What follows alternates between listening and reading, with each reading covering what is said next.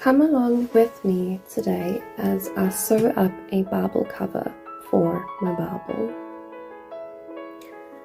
So this Bible has a lot of story to it, a lot of personal value to it. So this is my Bible. This is what it looks like. And I'm just going to get my fabric ready so that we can start cutting up this fabric, and then I can get to telling you about this beautiful Bible of mine. So this is my Bible. As I've mentioned, it's a pretty black Bible that was recently bound. It was given to me by my father in, I think it was October 2015 or 2017, I can't remember the exact date. This is the fabric, so I'll be using the white floral for my shell fabric, and then the pink floral one for my lining, and then this is the trim that I'll add around my Bible cover. So this Bible is very, very sentimental to me, as I have already mentioned that I have that this Bible was given to me by my father. So I'm just going to start drafting the pattern. So essentially what I'm going to do is I'm going to trace around my Bible. So I'm going to lay it flat, and I'm going to use my pen, and I'm going to draw around the side of the Bible on all sides. And then I am going to flip it on its spine and trace around that, making sure that the spine matches up with the edge of the front of the cover. And then I'm going to fold it back down on the other side, on the back side of the Bible, and trace around that. And now what I should have also done is I should have drafted the pockets for the cover to slide in separately. I had initially drafted it onto the original pattern, but that just caused complications further along. So basically what I ended up doing for the pockets of the Bible cover is I made it 5 centimeters wide by the length of the Bible, and then I added my seam allowances onto that.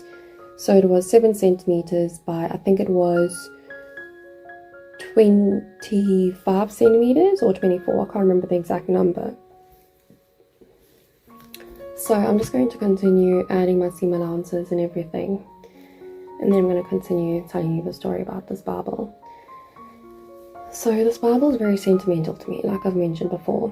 This Bible was given to me by my father when I was, I think, it was actually when I was 12 turning 13, and absolutely loved it. It was a beautiful pink Bible, and I used to read it every single night. And my dad, he was spiritual but not so much religious, so he didn't go to church or anything like that, but I always wanted to. But yeah, so anyway, long story short, he got me my own Bible. And as time went on, because this Bible was a pink soft cover Bible, and essentially over time it started to, like, the cover started to wear and become brittle over time from wear and tear. And by the way, I've also made a bookmark, so that is what I'm cutting out now. So it's just a cute little bookmark that will be quilted as well. So now I'm going to just mark my pattern pieces, and then I'm going to get to cutting the fabric. Yeah, so I can't remember what I was saying about this Bible, but yeah, so the Bible itself was very tattered and torn in a couple places because it was it was well used, if I can put it that way. And as time went on, I didn't really read my Bible that much, but it was still a very important part of my life. And then my father passed away in 2020 due to COVID. And so this Bible has always been very important to me. So now I'm just pressing my fabric just to get it ready for cutting up the pieces. So anyway, so it was very sentimental to me, and I never ever wanted to part ways with this Bible because it meant so much to me, because my dad obviously gifted it to me and he had obviously passed away. So in order to sort of extend the life of my Bible, I had it rebound by BK Bookbinders in Berea. And I really wanted to have it into a hardcover pink, or a pink hardcover like my original. But unfortunately BK Bookbinders only had options of black, navy, green and brown, which I didn't really like any of those colors besides black. And black really touched my heart because my dad also had a black Bible, so I was just like, oh my word, yes, definitely black. And oh, I'm like shaking just thinking about this. But anyway, so yeah, I took it to them. They covered my Bible, they'd rebound my Bible, and I asked them to please, whatever they do, please, if they can please try and keep the first cover of the book, which is what I showed you in the first part of the video, which was the page that my dad had written on where it said this Bible is addressed to my name from my father and the date, because that page was very sentimental to me. And they said they'll try everything they possibly can to fix it, or not to fix it, but to slot that in. And I was honestly so happy when I received that Bible. I was so over the moon. I was so excited. I was so happy for my Bible, and seeing that they managed to recover that page absolutely melted my heart. It really, really did. And yeah, absolutely loved it. But anyway, so I also wanted to further further protect this Bible that my dad got for me. So I had essentially wanted to sew up a quilted Bible cover, and this has been on my to-do list for quite a while, to be honest. Yeah, I think I've had my Bible now for about a month or two, and yeah, so eventually one day I was just like, you know what, I'm just going to do it. I'm just going to sew up this Bible cover. And honestly, it has been one of the most relaxing and just beautiful, really, really beautiful time of me sewing this thing, well, this Bible cover. It has been really, really beautiful. But yeah, so that is the story about this Bible. It's very, very sentimental to me, and I am so honored and so grateful that I was able to get it rebound and to continue protecting this Bible that my dad got for me. Yeah, it's honestly so amazing. But anyway, back to the video. So now I'm just busy cutting up my fabric for the Bible.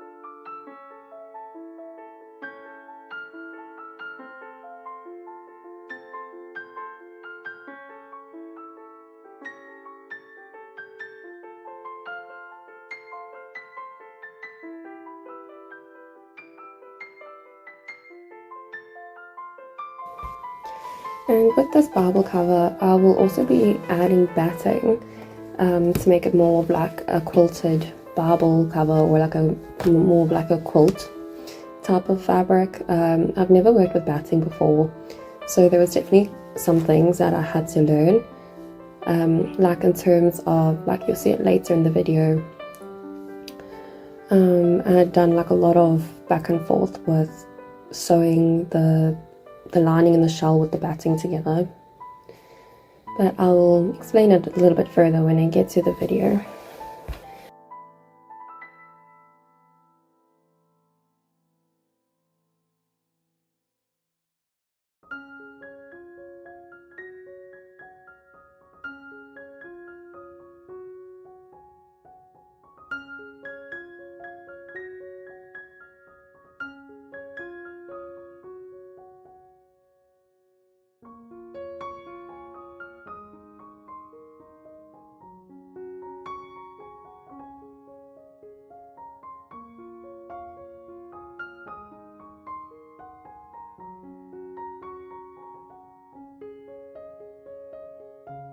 Let me explain what I am currently doing. So what I'm doing is I had put the batting behind the lining fabric and I quilted it like that.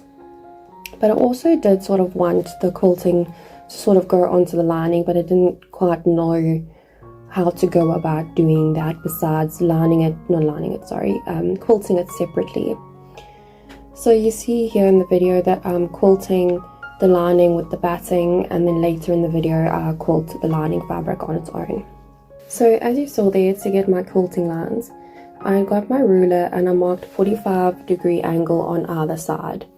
My mistake, what happened here, is I had marked one side of the fabric and then flipped my ruler the other way and marked 45 that side, when I should have essentially just marked just 2 markings instead of 4, because what that ended up doing is I created more, I don't know how to explain it, but when I quilted my lines, I had to unpick a section because my quilting lines was too close to the other side because I was following the wrong lines.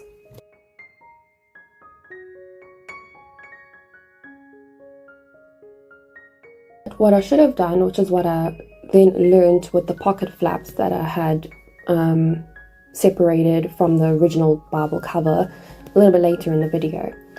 But basically what I did when making the pockets is I had put right sides of the fabric together, and then I put the batting on top of the wrong side of the lining or shell fabric, vice versa. It doesn't really matter, because when you turn it inside out, the batting will slide inside. So I should have done it like that. But the only issue that I was sort of concerned about or confused about was I had to put my trim around the edge before I could stitch it and turn it inside out. So yeah, I couldn't just, I would have had to pin my trim around the perimeter of my lining, not my lining, my shell fabric where I wanted it to be, and then laid my lining fabric on top of that, and then the batting on top, and then stitch all the way around and then turn it inside out. And then I think from there I could have been able to quilt it, because then the trim would have been facing outwards and not inwards. So I think that's how I should have gone about it. But yeah, at least now you can learn from my mistakes.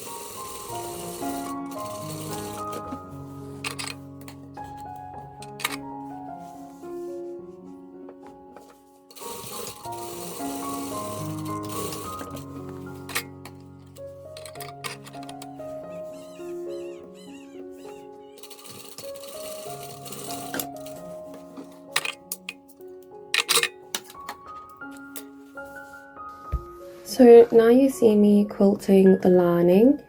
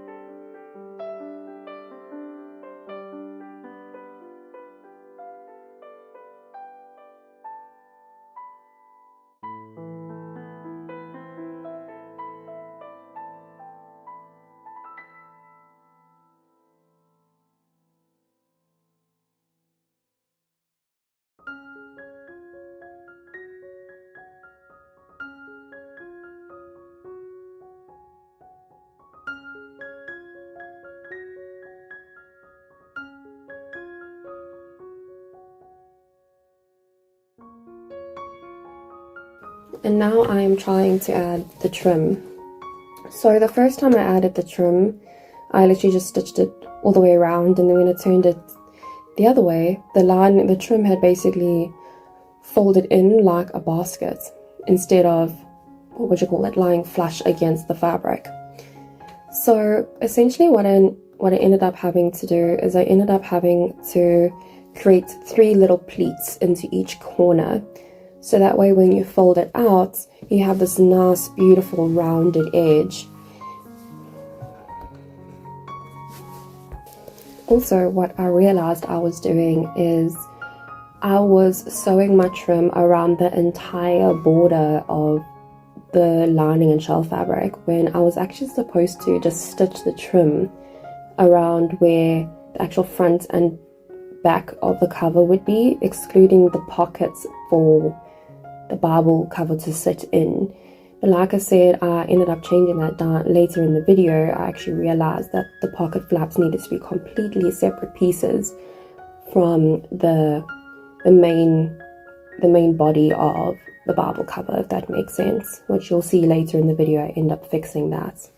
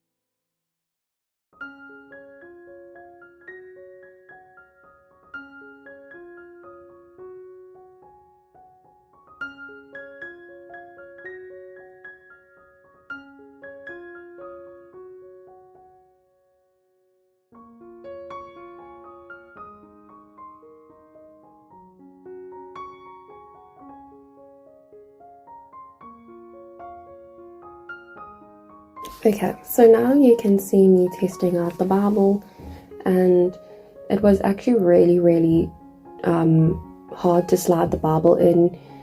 It was very, very stiff. I really had to spend a lot of time trying to get it in there. And the reason why it was so tight is because I made it one whole complete piece instead of separating the main body of the barbel cover and then the two pockets.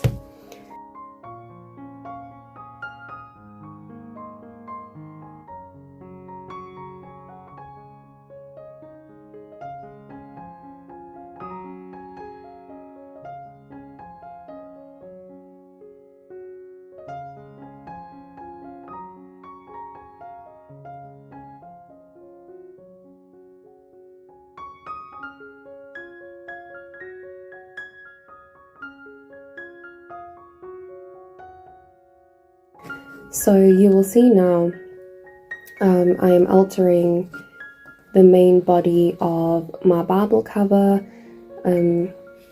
I had now trimmed the main body of my barbel. I trimmed those other two panels off, and then I double checked it against my barbel and it fits perfectly. And then I'm just trimming off the extra panel on my main pattern piece for my barbel.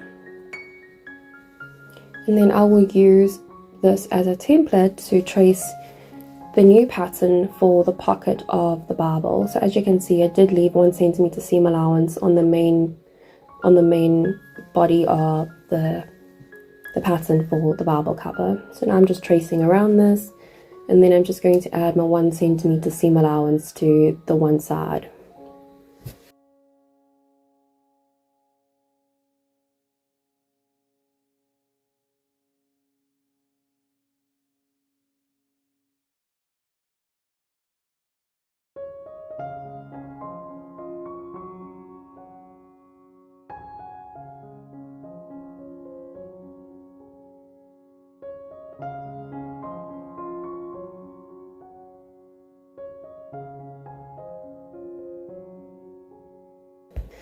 Okay, so now I'm just busy cutting out the fabric for that, as you can see, and I'm cutting out the batting.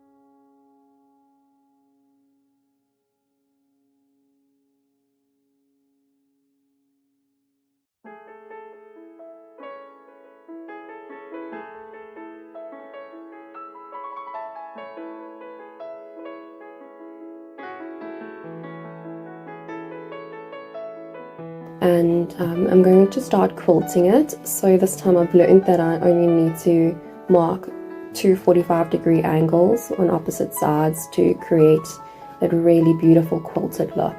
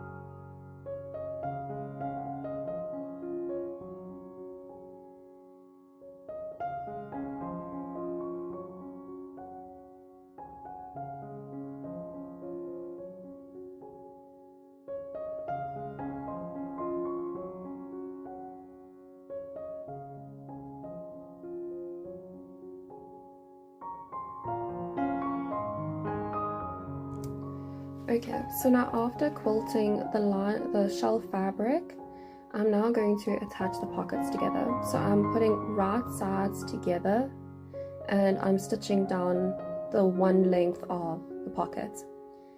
Okay, I'm now opening it up and I am understitching, which means I'm catching the underside of the lining with the seam allowance. Okay, I'm just doing the same for the other side, so I'm stitching it down the length of the pockets. I'm also trimming away the excess of the batting and the excess fabric along the seam, so that way it's easier to turn the pocket inside out or right side out. Okay, and again I'm just understitching, catching the seam allowance on the lining side. Okay, so now I am just going to attach the trim to the main body of the Bible cover. So as you can see, I've placed quite a lot of pins in the corner, ensuring that my pleats don't move and that they stay in the same place.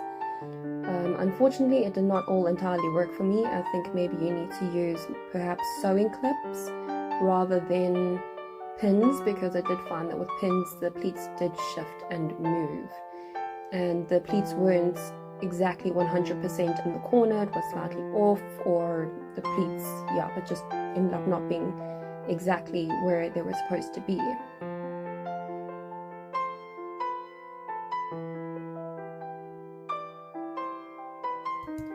Okay, so when it comes to attaching the pockets to the Bible cover, what we're going to do is we're going to face the right side of our pocket down to the right side of the shell fabric. So in this instance, your pocket fabric that's facing down on the shell fabric needs to match. So in this case, my white floral print needs to lie on top of the shell fabric, okay? But you need to make sure that the clean seam that we just sewed is facing inward toward the center of the Bible, and the raw edges is touching or is on the raw edges of the Bible cover.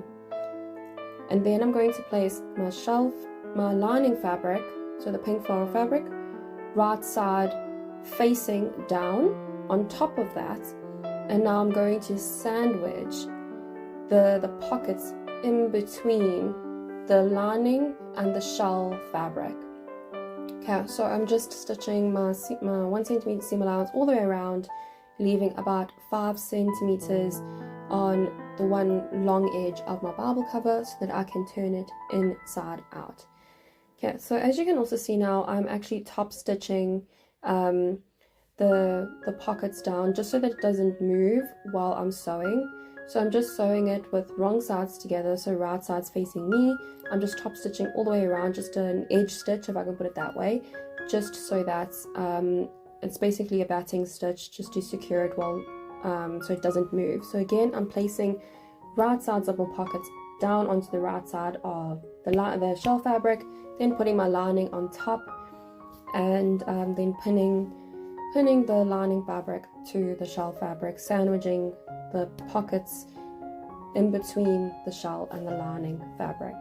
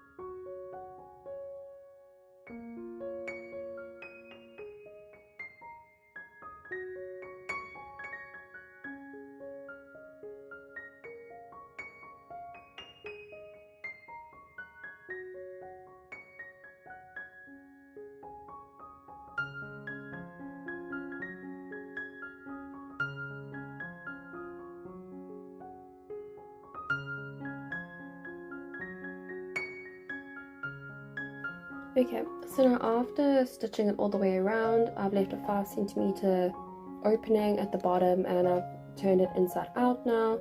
And now I'm just taking my flat screwdriver and I'm just gently poking out the corners so that they're nice and straight on the corner. There's no rounded corners, so we need to make sure it's a nice angle on the corner. So I'm just neatening that all out.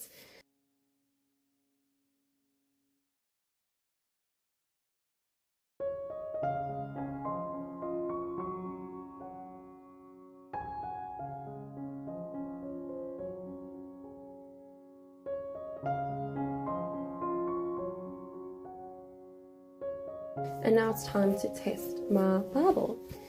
And as you can see, I still have to fight to get it in a little bit, but not as bad. And it actually fits a lot better.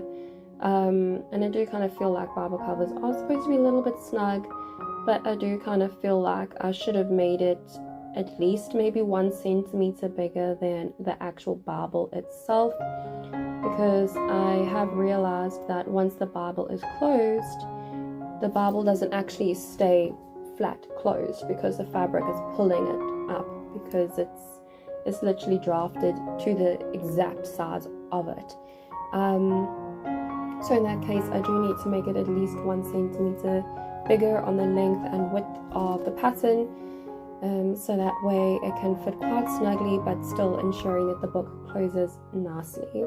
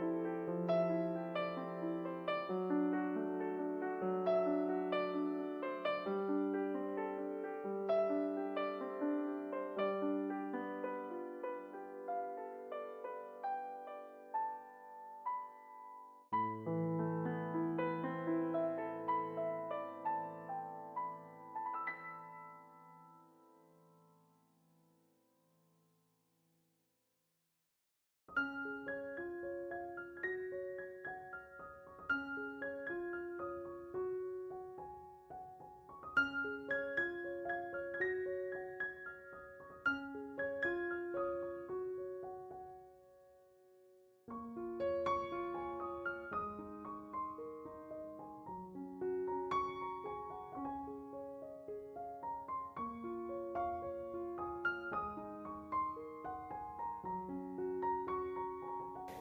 then the last thing that I need to do now is to stitch on my fabric label.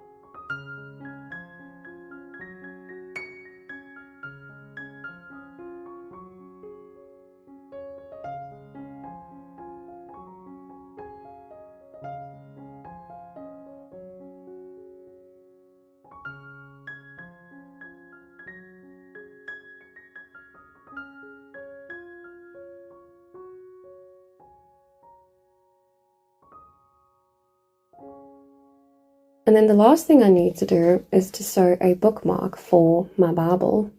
So I actually wish I'd gone back and also quilted my bookmark, but I thought it would have just been better if it looked simple. But I still went afterwards and quilted the lines on there. But I actually really think that it would have looked really, really nice having the batting inside the bookmark as well.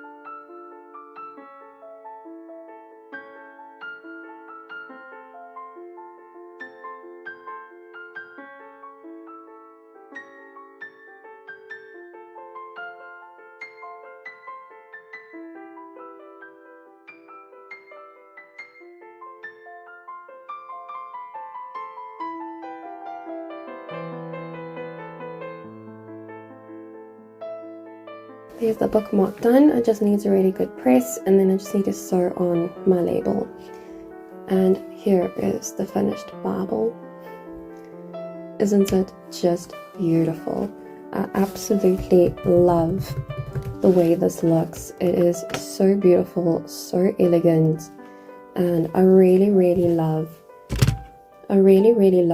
the white floral lace against that white beautiful eyelid lace. I think it is so stunning. It is really so beautiful. And there we have it. Thank you guys so much for watching. Don't forget to like, comment, subscribe, and share. It really does help out my channel, and I really hope that you have enjoyed this and you have learned how to sew up a beautiful Bible cover.